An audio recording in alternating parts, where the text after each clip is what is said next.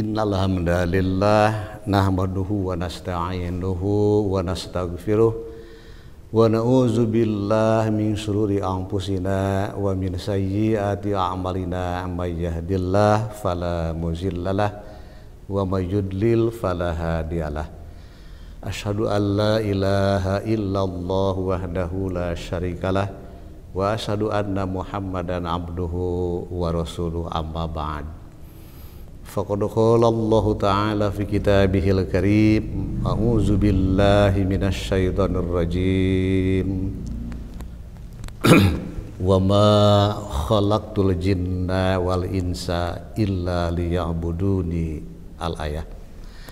Wa qala an-nabiyyu sallallahu alaihi wasallam fi ba'di hadithihi inna fil jasadi mudghah idza saluhal jasadu kulluh wa idza fasada jasadu kulluh ila akhirih al hadis.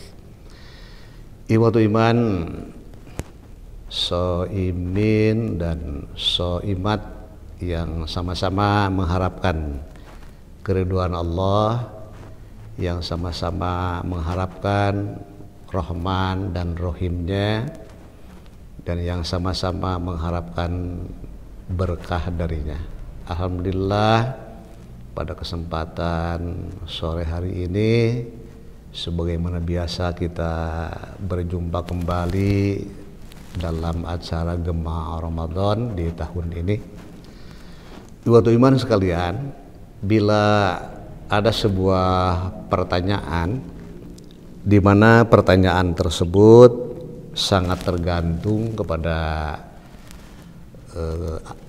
apa dan kegiatan apa yang sedang berlangsung, tidak serta-merta jawaban tersebut as-su'alu wal jawabu, harus ada jawaban seketika.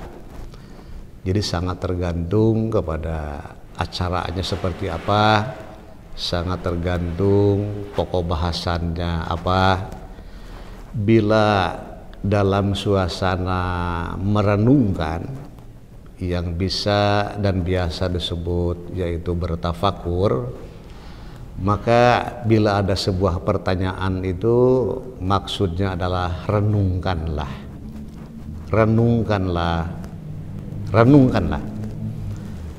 seperti yang akan saya sampaikan.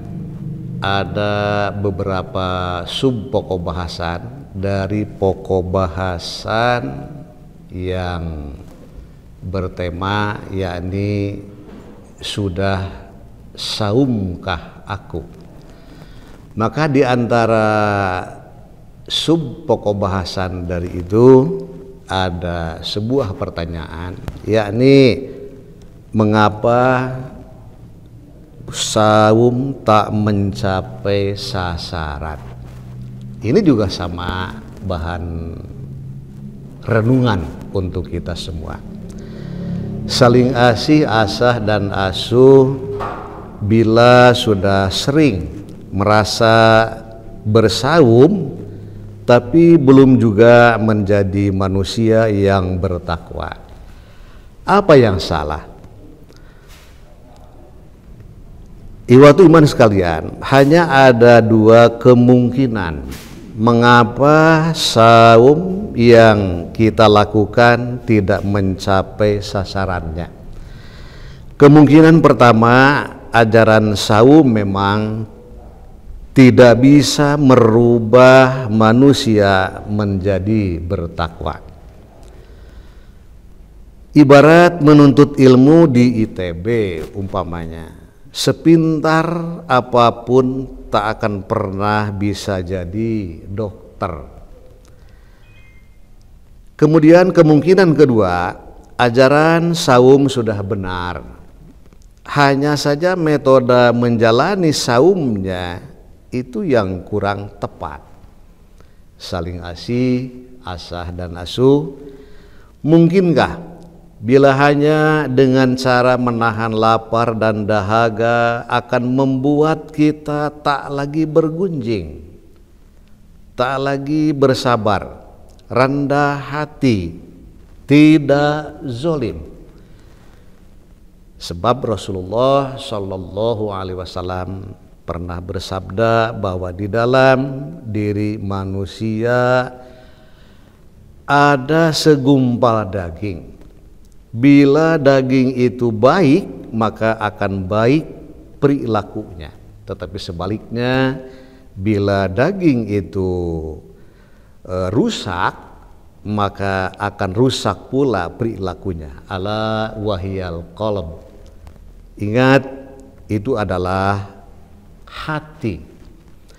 Gunakan hati, sadari perilaku atau akhlak mulia bukan lahir dari mengasah perut, melainkan dari mengasah isi hati, mengasah kolbu. Setujukah kita? Bila saum dilakukan tak mencapai sasaran, bukan lantaran ajarannya yang salah, tapi pelaksanaannya yang tidak tepat. Gunakan hati, sadari sangatlah tidak mungkin Allah memberikan ajaran yang salah. Sabda Rasulullah Shallallahu Alaihi Wasallam yang pertama pakai kata-kata rubba soim, ya. Banyak orang yang saum sementara yang didapatinya hanya lapar dan dahaga saja. Kemudian yang kedua, bila dizolimi katakan, bila dipancing emosi, bila diganggu katakan, ana shaim, maaf aku sedang bersaum. Yang ketiga, selama bulan Ramadan setan dibelenggu. Bagaimanakah bersaum agar selaras dengan makna sabda Nabi tadi, sehingga tujuan ajaran saum menjadi bertakwa dapat tercapai. Makanya resep bersaum agar mencapai sasaran perlu kita kaji bersama. Penegasan Sang Maha Kuasa dalam surah Al-Dzariyah ayat 58, 56, 58 itu dinyatakan bahwa wa ma khalaqtul jinna wal insa illa liya'buduni. Tidaklah semata-mata aku ciptakan jin dan manusia kecuali untuk mengabdi kepadaku. Dari penegasan Allah ini terkuaklah kebenaran bahwa orbit manusia adalah pengabdian. Maksudnya taat mengikuti kehendak-kehendaknya. Gunakan hati, sadari ketika manusia mengganti kehendak Allah dengan kehendak egonya, maka ia terlempar keluar dari orbitnya. Saling asih, asah dan asuh. Apa yang terjadi bila manusia keluar dari orbitnya? Gunakan hati, sadari bila bumi saja keluar dari orbitnya, terjadi sebuah kekacauan. Itu disharmoni namanya. Bila manusia keluar dari orbitnya, terjadi juga sebuah kekacauan, yakni yang paling utama DBAS melayang. Dunia bahagia, akhirat surga itu melayang. Ajaran saum mengembalikan manusia pada orbitnya, yaitu berfungsi sebagaimana maksud semula ia diciptakan. Bila manusia selalu berada dalam orbitnya, niscaya ia akan dunia bahagia, akhirat surga. Penjelasan dalam Al-Quran, barang siapa yang taat mengabdi kepada Allah tidak akan merasakan khawatir, bersedih hati, dan ia akan dimasukkan ke dalam surga. Surah Al-Baqarah ayat 36 dan di surah-surah yang lainnya. Bagaimanakah resep bersaum agar mencapai sasaran, yaitu menjadi manusia bertakwa? Resep saum menyaumkan kehendak diri, hanya menjalankan kehendak Allah Subhanahu wa taala. Selama sebulan penuh hanya kehendaknya saja yang berlaku. Menguji resep saum. Menguji resep saum yang pertama. Banyak orang yang saum sementara yang didapatinya hanya lapar dan dahaga. Saling asih, saling asuh dan saling asah. Bila menggunakan resep saum, menyaumkan kehendak diri, hanya semata-mata menjalankan kehendak-kehendak Allah, akankah hanya mendapatkan lapar dan dahaga saja? Menguji resep saum yang kedua. Bila dizolimi, dipancing emosi, diganggu dan lain sebagainya, katakan, maaf, aku sedang bersaum. Saling asih, asah dan asuh. Bila menggunakan resep saum, menyaumkan kehendak diri, hanya menjalankan kehendak-kehendak Allah saja, apakah nasihat Nabi kita yang mulia itu nyambung?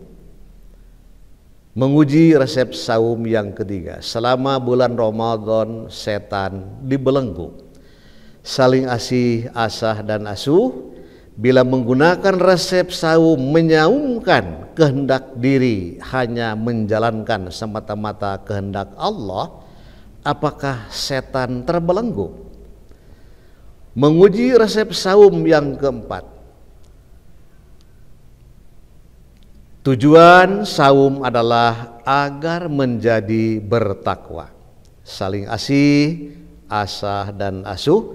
Bila menggunakan resep saum, menyaumkan kehendak diri, hanya menjalankan semata-mata kehendak Allah, apakah orang yang bersaum dapat menjadi bertakwa? Disinilah perlunya sedikit ada latihan guna mengatasi semua itu. Resep saum, menyaumkan kehendak diri, hanya menjalankan kehendak Allah Subhanahu wa taala. Coba kita renungkan kehendak siapa? Umpamanya nomor satu, tidur pulas tanpa sahur. Tentunya kehendak diri. Maka gantilah dengan kehendaknya, bahwa kegiatan saum ada yang disebut sahur, di situ banyak hal-hal berkahnya dari Allah. Kedua, bergunjing. Maka kehendak siapa? Tentunya kehendak diri. Ganti dengan kehendaknya. Kehendak siapa? Salat 5 waktu. Tentunya kehendak Allah. Tunaikan. Kemudian bila dihina, tersinggung, marah, kehendak siapa? Kehendak diri. Ganti dengan kehendaknya. Kehendak siapa? Bila haus minum, bila lapar makan. Tentunya kehendak diri. Ganti dengan kehendaknya. Stop, belum waktunya untuk minum apalagi makan. Bila dizolimi, bersabar. Itu kehendak Allah. Tunaikanlah.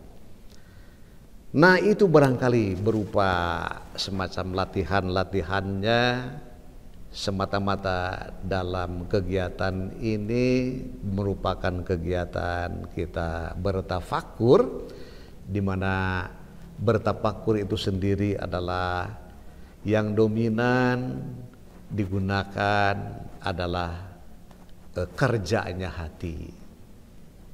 Bertafakur itu adalah 20% gunakan akal, kemudian diusahakan sampai 80% itu yang digunakan adalah pekerjaan isi hati kita masing-masing.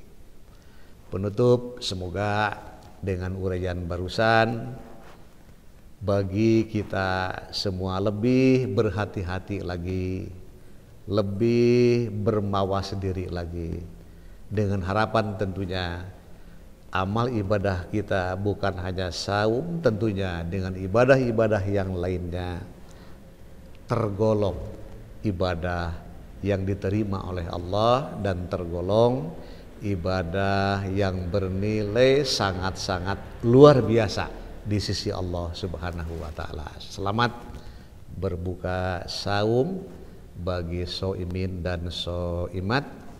Mudah-mudahan kita selamanya mendapatkan bimbingan dan ridho Allah. Ghafarallahu li walakum.